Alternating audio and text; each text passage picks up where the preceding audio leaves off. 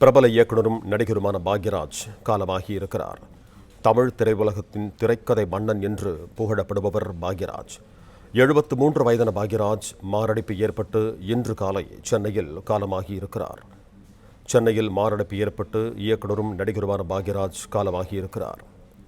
ஈரோடு மாவட்டம் வெள்ளங்கோவிலை பூர்வீகமாக கொண்டவர் பாக்யராஜ்.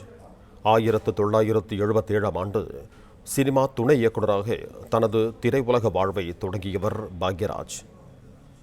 இயக்குனர் இமயம் பாரதி ராஜாவிடம் 16 வயதினிலே கிழக்கே போகும் ரயில் படங்களில் துணை இயக்குநராக பணியாற்றிய அவர் 1979ஆம் ஆண்டு சுவர் இல்லாத சித்திரங்கள் திரைப்படம் மூலமாக இயக்குனர் அவதாரம் எடுத்தார் இயக்குனர் பாக்யராஜ்.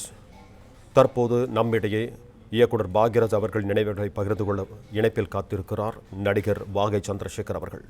சார் வணக்கம். இயக்குனரும் நடிகருமான பாக்யராஜ் இன்னைக்கு நம்மோட இல்லை, அவருடன் உங்களுக்கு இருக்கும் நினைவுகளை பகிர்ந்து கொள்ளுங்க சார். இப்போ பாக்யராஜுக்கு எனக்கும் கிட்டத்தட்ட 40-45 வருஷம் நட்பு. அவர் 16 வயதுலேருந்து பாரதி ராஜாவிடம் இணைந்துட்டாரு. 16 வயதுலேருந்து உதவியாளராக வேலை பார்த்தாரு. கிழக்கே முறையில் சிறு சிறு வேடம் நடித்தார். சிவப்ரோஜாக்கள் நடித்தார். புதிய வார்ப்புகளில் முக்கிய கதாநாயகன் வேடம் ஏற்று நடித்தார். அந்த புதிய வார்ப்பு படத்தில் நானும் ஒரு வேடம் ஏற்றிருந்தேன். அதுலேருந்து எனக்கும் அவருக்கும் நல்ல பழக்கம். தொடர்ந்து அவர் மிகப்பெரிய வெற்றிகளை சந்தித்தார். நம்ம தமிழ் சினிமா உலகத்தை பொறுத்த வரைக்கும் இந்தியாவிலேயே சிறந்த திரைக்கதை ஆசிரியர் என்ற பெயரை பெற்றார். ஒரு அழகான ஒரு திரைக்கதை அமைப்பாளர், நல்ல வசனகர்த்தா. அதாவது கலைஞர் எம்ஜிஆர், சிவாஜி அவர்களால் போற்றப்பட்ட ஒரு பெரிய கலைஞர்ன்றதுதான் ரொம்ப முக்கியம். அதாவது ஸ்கிரீன் பிளேன்றது ஏன் அவர் பெஸ்ட் ஸ்கிரீன் பிளேன்னு சொல்றாங்கன்னா, அவர் ஒரே கருத்தை சரி என்று சொல்வார், அதை மக்கள் ஏற்றுக்கொள்வார்கள், அது வெற்றியாகும். அதே கருத்தை தவறு என்று சொல்வார், அதையும் மக்கள் ஏற்றுக்கொள்வார்கள், அதுவும் வெற்றியாகும். அது சொல்லும் விதம், அந்த சொல்லும் விதத்தில் மக்கள் ஏற்றுக்கொள்ளும் விதமாக சொல்வது, அதுதான் பிரமாமான ஸ்கிரீன் பிளேன்றது. நீங்க புதிய வார்ப்புகள் படம் பார்த்தீங்கன்னா, புதிய வார்ப்புகள்ல கிளைமேக்ஸ்ல கவுண்டமணி தாலி கட்டிடுவார் ரதி, அந்த கதாநாயகி. அப்ப கவுண்டமணி அந்த தாலியை அத்துட்டு, நான் கட்டின தாலியை நானே அத்துட்டேன், நீ உன்னோட காதலியோட நீ போலாம், இதுல எந்த தப்புமே கிடையாதுன்ற மாதிரி ஒரு பெரிய அருமையான அற்புதமான வசனம் பேசுவாரு.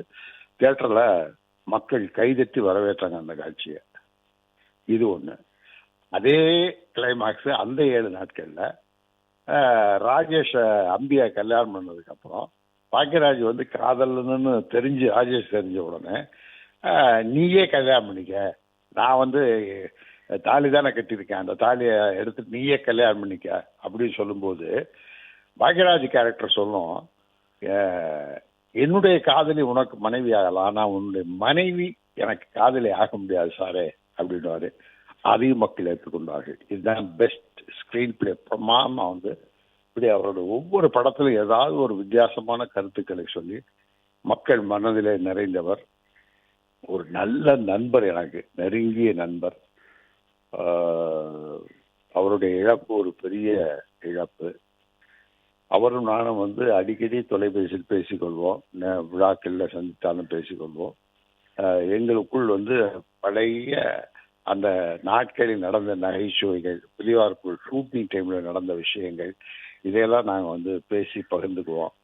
ஒரு நல்ல நண்பர், ஒரு சிறந்த திரைக்கலைஞன், ஒரு அற்புதமான ஒரு கலைஞனை தமிழ் திரைப்பட உலகம், கலை உலகம் இழந்திருக்கிறது.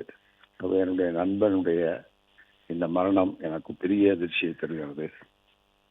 அவருடைய குடும்பத்திற்கும் கலை உலகத்தினருக்கும் என்னுடைய ஆழ்ந்த இரங்கலை தெரிவித்துக் கொள்கிறேன். பிளே ஸ்டோர் மற்றும் ஆப் ஸ்டோரில் இருந்து பாலிமர் செயலியை QR கோடு மூலம் பதிவிறக்கம் செய்யுங்கள். செய்திகளை உடனுக்குடன் பெறுங்கள்.